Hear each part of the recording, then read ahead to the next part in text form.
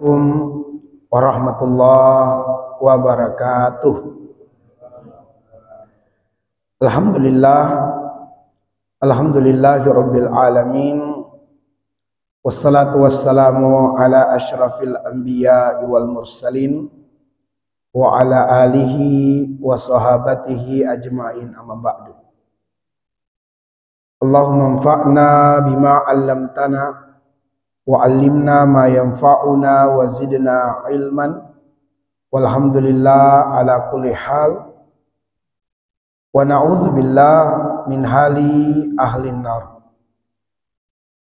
Ma'asyiral muslimin wal muslimat, jamaah Masjid Darussalam Taman Yasmin, azanillahu wa iyyakum ajmain.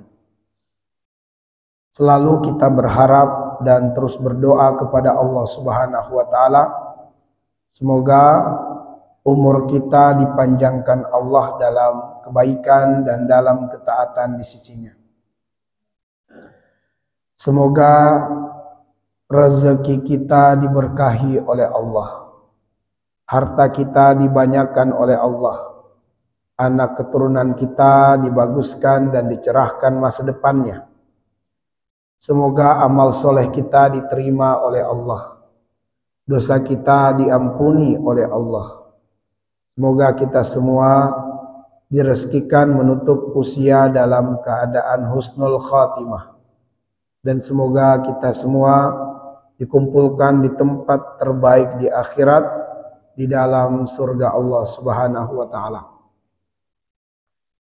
Ma'asyiral muslimin wal muslimat, Bapak Ibu sekalian, pada kesempatan yang sangat berbahagia ini kita ingin menyajikan satu materi hikmah dan pelajaran dari peristiwa Isra dan Mi'raj. Tadabbur Quran surat Al-Isra ayat yang pertama. Allah Subhanahu wa taala berfirman, Subhanalladzi asra bi abdihi laila minal masjidil haram ilal masjidil aqsa alladzi barakna haulahu linuriyahu min ayatina innahu huwas samiul basir. Artinya, subhana, maha agung dan maha suci Dia, alladzi, yang asra, memperjalankan di malam hari, bi abdihi, hambanya, yaitu Muhammad sallallahu alaihi wasallam. Laila, benar-benar terjadi di waktu malam. Minal masjidil haram, dari masjidil haram, ilal masjidil aqsa, ke masjidil aqsa.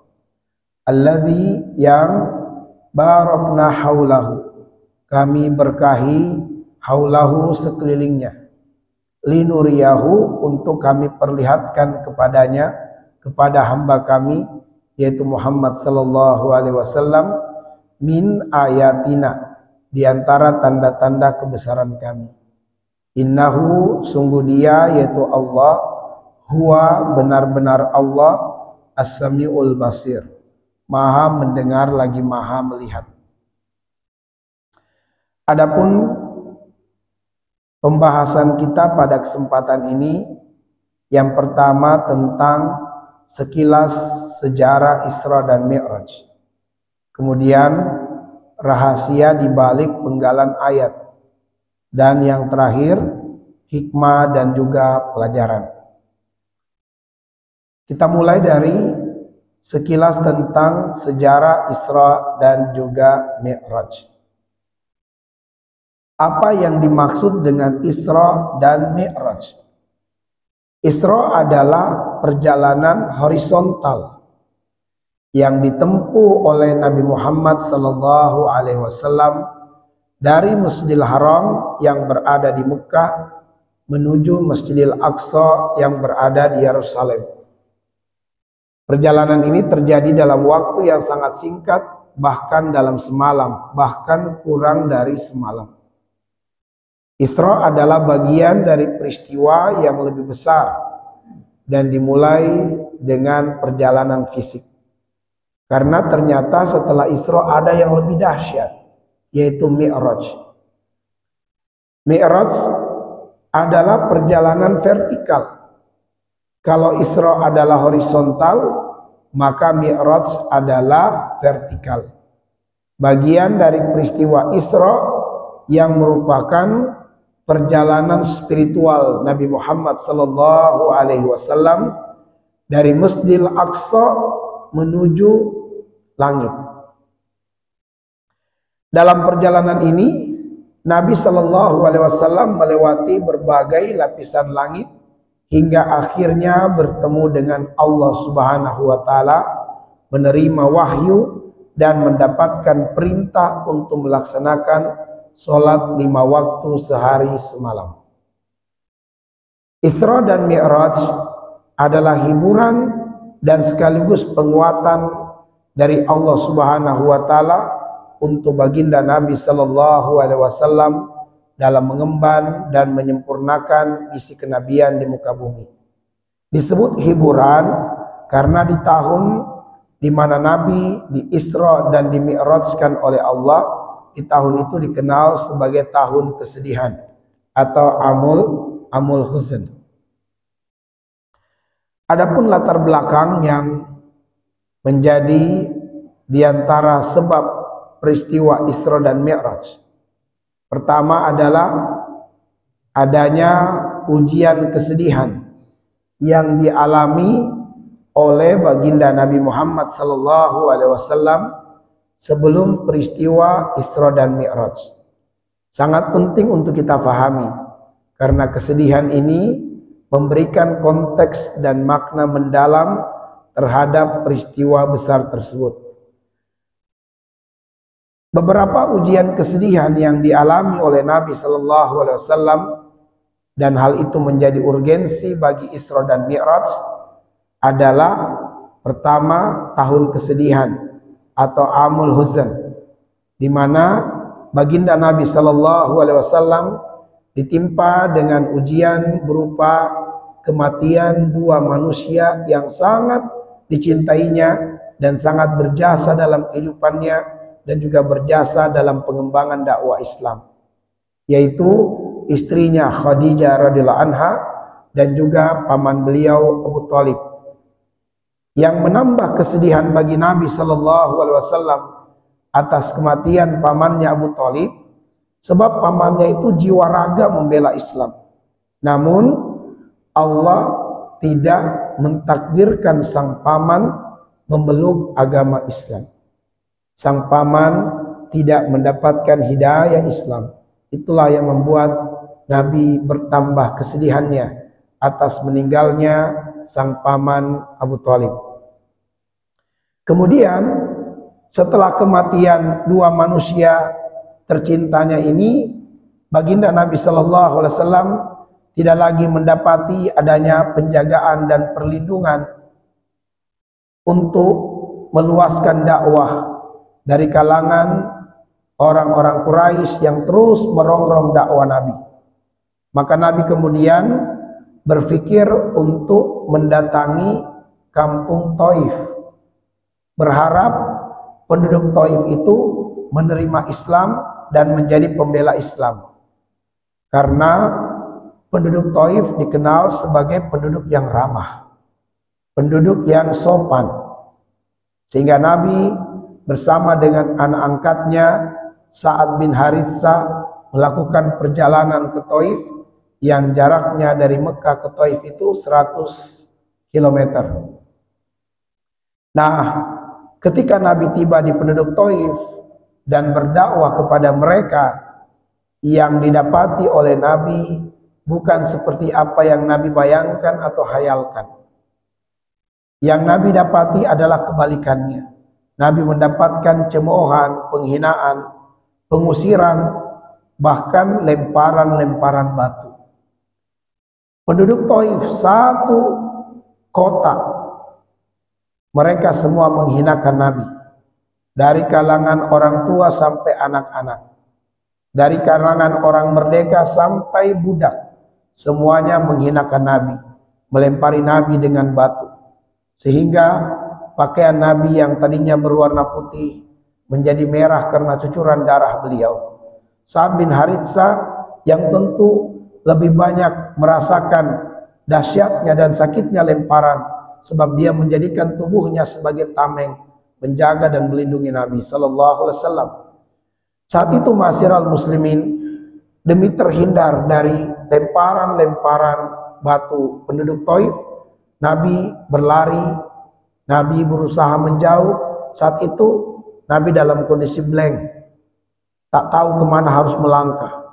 Yang penting yang terfikir olehnya bisa selamat dari lemparan batu. Beliau berlari, tak tahu kemana beliau berlari. Nah, sadar-sadarnya ketika kemudian beliau tidak lagi merasakan ada lemparan. Beliau bahkan merasakan dingin. Dan beliau melihat ke langit, ternyata ada malaikat Jibril yang telah menaungi Nabi sallallahu alaihi wasallam. Dan Nabi baru sadar kalau beliau telah berada di Qarnul Manazil, 40 km dari Taif. Beliau berlari. Ya, beliau tidak sadar itu kemana beliau berlari. Sadarnya ketika sudah terasa dingin, tidak ada lagi lemparan, dan ternyata beliau berada di Qarnul Manazil. Ketika berada di Qarnul Manazil, malaikat Jibril menyapa Nabi, mengucapkan salam, lalu berkata kepada Nabi seraya menghibur Nabi, "Ya Muhammad, sungguh Allah Subhanahu wa taala mendengarkan perkataan kaummu terhadapmu, dan Allah melihat perbuatan kaummu terhadapmu. Dan sungguh Allah telah memerintahkan 2 malaikat." Tiba-tiba datang 2 malaikat, di mana 2 malaikat ini memberi salam kepada Nabi. Lalu kemudian 2 malaikat berkata, "Wahai Muhammad, sesungguhnya kami telah diperintah oleh Allah untuk menuruti apa yang engkau inginkan terhadap penduduk Taif. Kalau engkau mau, kami mampu mengangkat bukit-bukit yang menghimpit Taif. Lalu kami benturkan bukit-bukit itu sehingga menimpa reruntuhannya para penduduk Taif, dan dipastikan tak satu pun dari mereka yang selamat. Dan Allah mengizinkan hal tersebut." Inilah 2 hiburan. Hiburan yang pertama, Allah mendengar perkataan kaummu dan Allah melihat perbuatan kaummu. Lalu hiburan yang kedua, 2 malaikat siap melaksanakan apa yang diinginkan oleh Nabi. Jika Nabi menginginkan kehancuran penduduk Taif, dengan sangat mudah 2 malaikat ini melakukannya. Nabi sallallahu alaihi wasallam dengan 2 hiburan ini, beliau tidak terhibur dengan hiburan yang kedua, tapi beliau terhibur dengan hiburan yang pertama. Beliau terhibur bahwa Allah mendengarkan perkataan kaum dan Allah melihat perbuatan kaum tersebut. Dan Nabi tidak menginginkan kehancuran untuk penduduk Taif. Sehingga Nabi berharap, kalau demikian saya berharap kepada Allah Subhanahu wa taala, semoga Allah menghendaki dari rahim para wanita Taif serta dari sulbi para lelaki Taif keluar generasi-generasi yang menerima dakwah Islam. Nah, jadi ma'asyiral muslimin, karena Rasulullah terhibur dengan Allah sebagai Maha mendengar dan Maha melihat, sehingga itu menjadi latar belakang peristiwa Isra dan Mi'raj.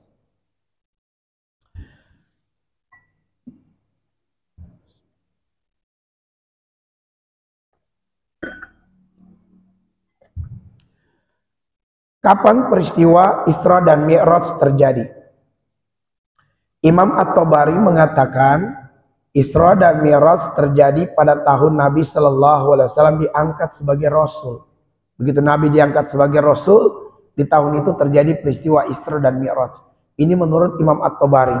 Dan kita tahu Imam At-Tabari, beliau adalah mufassir, di mana kitab tafsirnya, kitab tafsir At-Tabari adalah ranking pertama dalam perujukan tafsir. Kemudian Imam An-Nawawi, Ibnu Hazm, Ibnu Asir, dan beberapa ulama lainnya berpendapat bahwa peristiwa Isra dan Mi'raj terjadi setahun sebelum hijrah pada tanggal 27 Rabiul Awal. Bukan 27 Rajab, tapi 27 Rabiul Awal. Ada pendapat ulama yang lain, peristiwa tersebut terjadi pada malam tanggal 27 bulan Rajab, tahun ke-10 kenabian. Ini adalah pendapat Al-Allama Al-Mansurfuri rahimahullah. Dan pendapat ini yang diikuti oleh mayoritas kaum muslimin di Indonesia, dan bahkan pemerintah kita menetapkan Isra dan Mi'raj pada tanggal 27 Rajab yang sudah berlalu beberapa hari kemarin. Di antara ulama berpendapat peristiwa tersebut terjadi setahun 2 bulan sebelum hijrah, tepatnya pada bulan Muharram, tahun ke-13 setelah kenabian. Dan ada pula yang berpendapat terjadi di bulan Ramadan. Jadi beragam pendapat ulama tentang kapan terjadi Isra dan Mi'raj. Jadi tanggal 27 Rajab hanyalah salah satu dari sekian banyak pendapat. Apa hikmah perbedaan waktu peristiwa Isra dan Mi'raj terjadi? Pertama, menunjukkan besarnya perhatian para ulama terhadap peristiwa Isra dan Mi'raj, sehingga mereka menelusuri riwayat-riwayat, lalu mereka berijtihad dan menetapkan tanggal pelaksanaan atau peristiwa Isra dan Mi'raj itu dengan keilmuan mereka, dengan penelitian mereka terhadap riwayat-riwayat yang sahih. Kedua, bolehnya khilaf atau berbeda pendapat terhadap waktu terjadinya Isra dan Mi'raj, karena mengetahuinya bukanlah sesuatu yang urgen dalam Islam. Mengetahuinya tidak mendatangkan pahala dan tidak tercela atau tidak berdosa jika tidak mengetahuinya. Jadi kalau kemudian kita mengetahui tanggal terjadinya peristiwa Isra dan Mi'raj, itu tidak menambah iman, dan tidak mengetahuinya tidak merusak iman. Sehingga dalam Islam berbicara tentang sejarah itu bukan penekanannya pada waktu dan tempat, tetapi dalam Islam berbicara tentang sejarah itu adalah peristiwanya. Nah, ini yang banyak dilupakan oleh kaum muslimin. Mereka merayakan atau memperingati peristiwa Isra dan Mi'raj, tapi sholat banyak ditinggalkan. Keliru dan salah. Kenapa? Karena peristiwa Isra dan Mi'raj itu adalah berbicara tentang peristiwanya, bukan tentang penanggalannya. Nah, peristiwa besar yang terjadi pada Isra dan Mi'raj adalah hadiah mulia dan agung, berupa kewajiban sholat 5 waktu langsung dari Allah yang Maha Agung dan Maha Mulia kepada perwakilan manusia, sebaik-baik manusia, yaitu Nabi Muhammad SAW, tanpa perantara Jibril alaihissalam. Ya. Satu-satunya syariat tanpa perantara malaikat Jibril adalah syariat sholat 5 waktu. Kemudian ma'asyiral muslimin, bahasan yang kedua adalah rahasia di balik penggalan ayat. Rahasia di balik penggalan ayat. Allah berfirman, Subhanalladzi asra bi abdihi laila minal masjidil haram ilal masjidil aqsa alladzi barakna haulahu linuriyahu min ayatina innahu huwas samiul basir.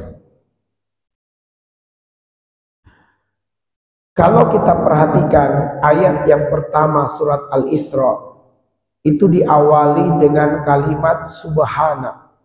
Kalimat subhana. Ternyata diawalinya kalimat subhana berkaitan dengan Isra dan Mi'raj merupakan jawaban Allah sekaligus bantahan terhadap orang-orang kafir yang mengingkari peristiwa Isra dan Mi'raj, di mana pengingkaran orang-orang kafir itu diabadikan di Quran surat Al-Isra ayat 90 sampai dengan ayat 93. Di ayat 90 sampai ayat 93 bagaimana Allah mengabadikan perkataan orang-orang kafir itu. Wa qalu, mereka mengatakan, lan nu'mina laka hatta tafjura lana minal ardi yanbu'a. Wahai Muhammad, kami selama-lamanya tidak beriman kepadamu. Kami tidak membenarkan sedikit pun darimu sampai engkau memancarkan di depan kami mata air. Au takuna laka jannatun min nakhilin wa inabin fatufajjiral anhara khilalaha tafjira. Atau kamu itu punya kebun anggur dan kebun kurma dan kebun anggur. Kemudian engkau alirkan sungai di celah-celah kebunmu itu dengan aliran yang deras. Autus kitos samaa kama za'amta alaina kisafa. Atau kamu jatuhkan langit berkeping-keping sebagaimana perkataanmu menembus 7 lapis langit. Autatiya billahi wal malaikati qabila. Atau coba kamu datangkan Allah di hadapan kami. Coba kamu datangkan malaikat supaya kami melihatnya. Sebagaimana perkataanmu ketemu Allah, sebagaimana perkataanmu didampingi oleh malaikat. Aw yakuna laka baitun min zukhrufin aw tarka fis samai walan nu'mina liruqika hatta tunazzila alaina kitaban naqra'uh. Ataukah engkau memiliki rumah emas sekalipun, ataukah engkau melakukan perjalanan ke langit, selama-lamanya kami tidak akan pernah membenarkan perkataanmu engkau melakukan pendakian atau perjalanan ke langit sampai turun kepada kami kitab dan kami membacanya. Nah, sebagai bantahan atas keraguan, pengingkaran, penolakan orang kafir terhadap peristiwa Isra dan Mi'raj, Allah perintahkan nabinya, "Qul subhana rabbi." Ya Muhammad, katakanlah subhana rabbi, maha agung dan maha suci Tuhanku. Hal kuntu illa basyara rasulah. Aku hanyalah seorang manusia biasa dan aku adalah seorang rasul. Nah, pada kalimat subhana itu terkandung 2 makna. Pada kalimat subhana terkandung 2 makna. Makna yang pertama adalah ta'ziman, yaitu pengagungan bahwa Allah maha mulia, Allah maha tinggi. Makna kedua, tanzihan, yaitu penyucian, pembersihan. Allah terbebas, Allah terlepas dari segala sifat-sifat rendahan. Nah, Allah itu maha mulia dan maha tinggi dalam 4 hal. Dalam zatnya, dalam nama-nama dan sifat-sifatnya, dalam kemampuannya, dan juga dalam perbuatannya. Kemudian Allah terbebas dari segala perkataan buruk orang kafir dan orang munafik tentang Allah, dan Allah juga bebas, suci dari persangkaan buruk sebagian muslim kepada Allah karena kejahilan. Baik, ini arti dari subhana. Kemudian allazi asra bi abdihi. Allazi asra bi abdihi. Maha suci Allah yang asra memperjalankan di malam hari bi abdihi, hambanya. Asra akar katanya adalah saro, artinya perjalanan di malam hari. Kalau safar itu perjalanan di siang hari. Hanya saja kata safar itu sudah menjadi umum, Sehingga perjalanan di siang hari atau di malam hari kita sebut safar. Padahal untuk perjalanan di malam hari ada istilah sendirinya, yaitu saro. Sehingga asro itu memperjalankan di malam hari. Bahwa peristiwa Isra dan juga Mi'raj terjadi di malam hari. Siapa yang diperjalankan? Bi abdihi, hambanya, yaitu baginda Nabi Sallallahu Alaihi Wasallam. Dialah yang diperjalankan oleh Allah Subhanahu wa Ta'ala. Nah, apa pelajaran dari penggalan ayat tersebut?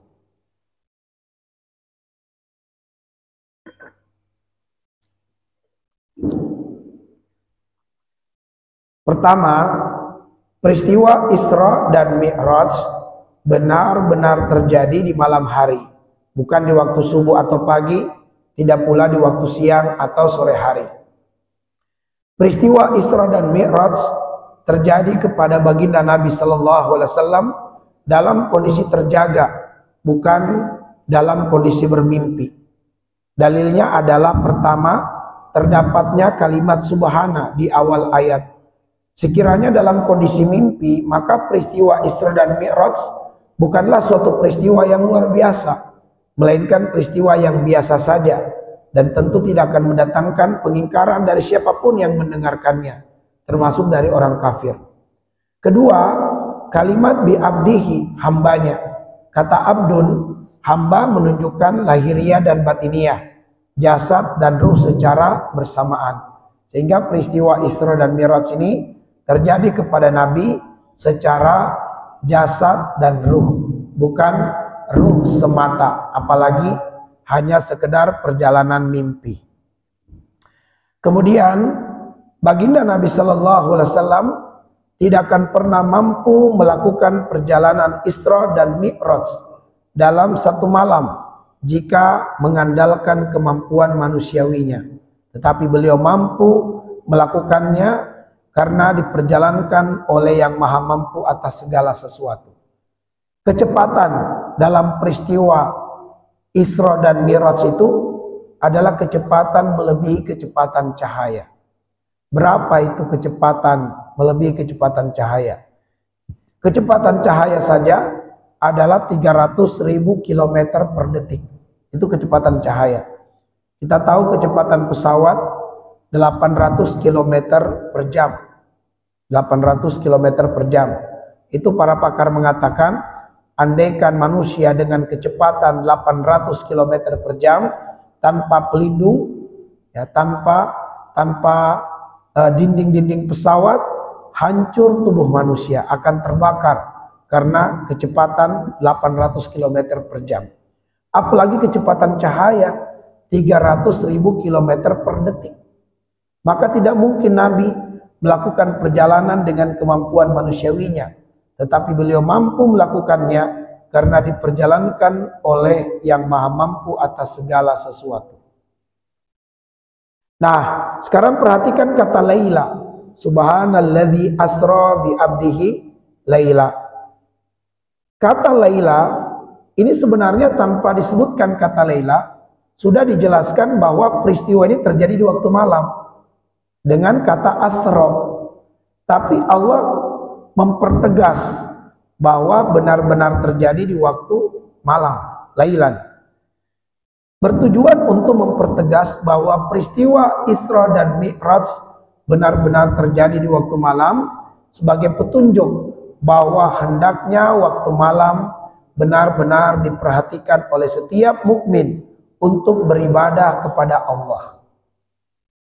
Di surat Az-Zariyat ayat 17, salah satu ciri calon penghuni surga adalah mengurangi jatah tidur malam untuk bisa maksimal ibadah.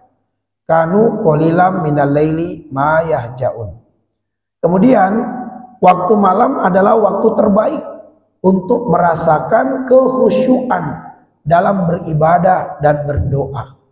Di surat Al-Muzammil ayat yang ke-6 Allah berfirman, inna nasyi'atal laili hiya asyaddu wata'a wa aqwamu qila.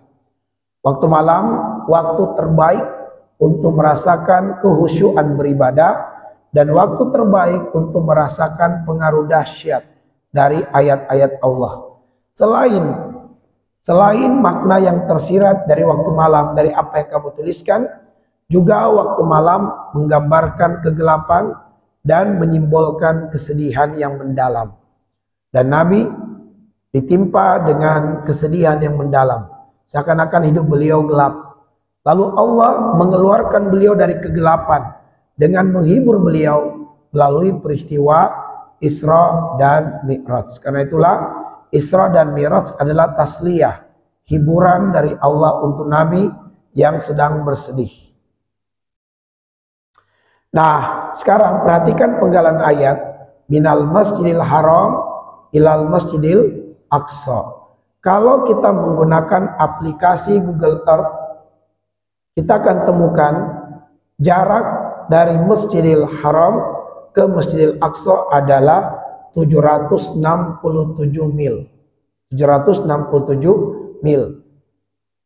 Sekarang perhatikan penyebutan Masjidil Aqsa di dalam Al-Quran hanya sekali, yaitu di surat Al-Isra ayat 1. Sedangkan penyebutan Masjidil Haram di dalam Al-Quran berulang sebanyak 16 kali.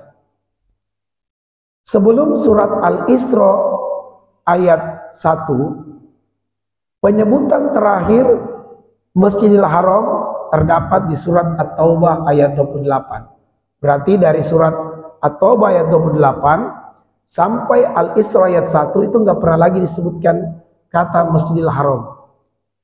Ya, jadi sebelum surat Al-Isra ayat 1, kata terakhir Masjidil Haram itu terdapat di surat At-Taubah ayat 28. Dan kalau kita perhatikan jarak antara Quran surat At-Taubah ayat 28 ke Quran surat Al-Isra ayat 1 itu 767 ayat. Ya, 767 ayat. Di sini saya buat hitungannya. Kita bisa lihat ya, ini jumlah ayat antara surat At-Taubah ayat 28 sampai Al-Isra ayat 1. Setelah kita jumlahkan, ternyata jaraknya adalah 767 ayat. Baik. Kemudian alladzi barakna haulahu linuriyahu min ayatina. Masjidil Aqsa itu memiliki keberkahan yang besar, baik dari segi spiritual, sejarah maupun sumber daya alamnya. Ada yang bertanya kepada kami, Pak Ustadz, dari sisi mana keberkahan Masjidil Aqsa? Kalau Masjidil Haram kita merasakan ketenangan, kebahagiaan, kenyamanan, dan kerinduan. Tapi Masjidil Aqsa, kaum muslimin tidak tenang beribadah. Dirongrong oleh orang kafir Yahudi. Mereka kemudian tidak nyaman beribadah. Diusir. Ya. Lalu dari sisi mana keberkahan Masjidil Aqsa? Nah, jadi ma'asyiral muslimin, ketahuilah bahwa keberkahan dalam Islam itu datang dalam kesenangan dan juga datang dalam ketidaksenangan. Makanya keberkahan itu bisa kita katakan barakallahu laka wa baraka alaika. Bisa barakallahu laka, bisa wa baraka alaika. Barakallahu alaika itu menggambarkan adanya keberkahan dalam ketidaksenangan. Sedangkan barakallahu laka, keberkahan yang datang dalam kesenangan. Orang yang menikah, apa yang kita doakan kepadanya? Barakallahu laka wa baraka alaika wa jama bainakuma fi khairin. Kenapa? Karena kita mendoakan kepadanya, semoga keberkahan engkau dapatkan dalam kesenangan yang engkau jumpai melalui ikatan pernikahan. Itu arti dari barakallahu laka. Lalu wa baraka alaika itu artinya semoga keberkahan tetap tercurahkan kepadamu dalam ketidaksenangan yang kamu jumpai melalui ikatan pernikahan. Jadi dalam pernikahan itu selain ada kegembiraan, kesenangan, ada riak-riaknya, ada ketidaksenangannya. Sebab Nabi mengajarkan kita doa ini. Berarti memang dalam pernikahan itu tidak selalu mulus, selalu ada tantangan-tantangannya, ada riak-riaknya.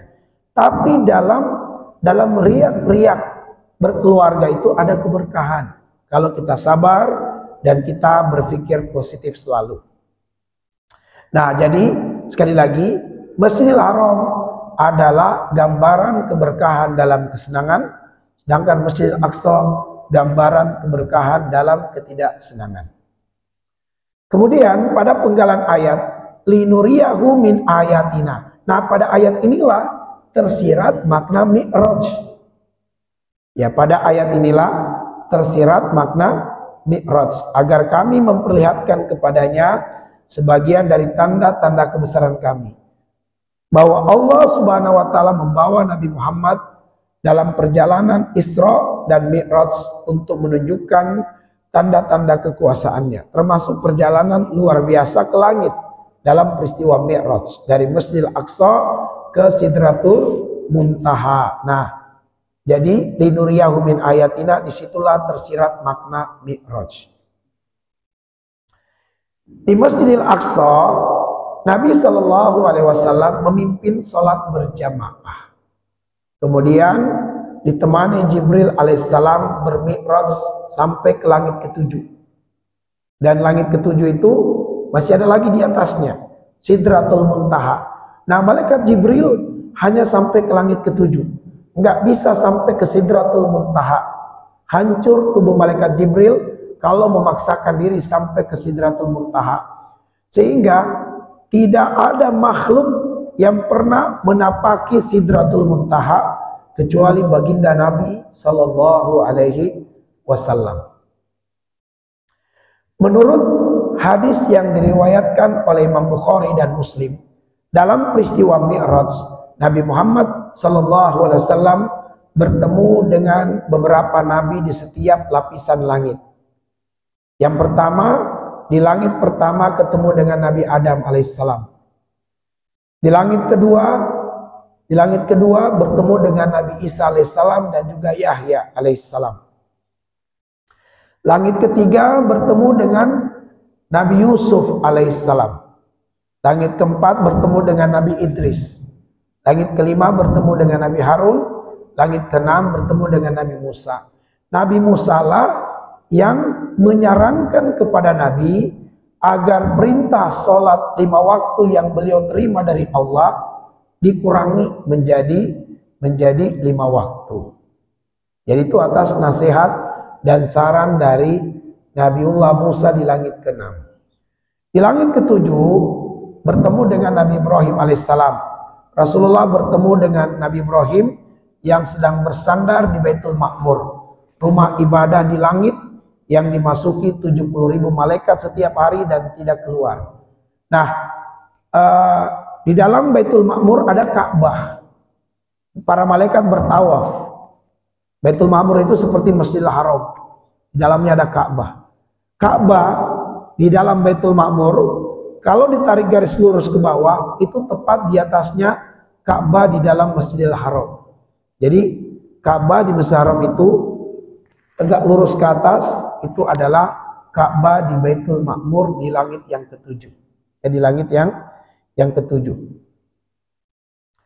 Di antara tanda kebesaran Allah yang diperlihatkan kepada Nabi Sallallahu Alaihi Wasallam adalah Sidratul Muntaha, tempat tertinggi di atas langit ke-7. Di sana Nabi melihat cahaya berwarna-warni yang sangat indah. Kemudian Nabi melihat Baitul Ma'mur, yaitu Masjidil Haram di langit ke-7, tempat ibadahnya malaikat. Malaikat masuk ke Baitul Ma'mur 70.000 orang, 70.000 malaikat setiap hari. Dan yang masuk ini nggak pernah keluar lagi, saking banyaknya jumlah malaikat. Lalu kemudian Nabi melihat Lauh Mahfuz dan juga Al-Qalam, yaitu Lauh Mahfuz, lembaran yang di dalamnya semua catatan takdir ada di situ, dan Al-Qalam yang mencatat takdir. Nabi melihat itu. Kemudian Nabi diperlihatkan surga dan neraka. Dan kemudian Nabi menerima perintah sholat 5 waktu. Jadi sholat 5 waktu itu hadiah terbesar dari Allah bagi umat Islam. Puncak dari perjalanan Mi'raj adalah pertemuan Rasulullah SAW dengan Allah. Allah memerintahkan secara langsung kewajiban sholat 50 waktu yang kemudian dikurangi menjadi 5 waktu sehari semalam dengan pahala tetap 50 kali lipat. Nah, berkaitan dengan Nabi bertemu dengan Allah, ini terjadi khilaf, perbedaan pendapat di kalangan para ulama sahabat, diantaranya Ibnu Abbas radhiyallahu anhu dan Aisyah radhiyallahu anha. Menurut Ibnu Abbas, ketika Nabi berada di Sidratul Muntaha, Nabi melihat wajah Allah. Itu menurut Ibnu Abbas. Nabi SAW melihat wajah Allah. Kata Aisyah, tidak. Nabi tidak melihat wajah Allah, tapi Nabi hanya mendengarkan perkataan Allah Subhanahu wa Ta'ala. Dasarnya Aisyah itu surat Al-An'am ayat 103. Surat Al-An'am ayat 103 itu dasarnya Aisyah radhiyallahu anha, bahwa dia tidak melihat tetapi Allah melihat. Ya, Muhammad tidak melihat Allah tapi Allah melihat Nabi Muhammad sallallahu alaihi wasallam. Itu khilaf. Ya. Pendapat yang dipilih oleh para ulama menggabungkan dua pendapat ini adalah bahwa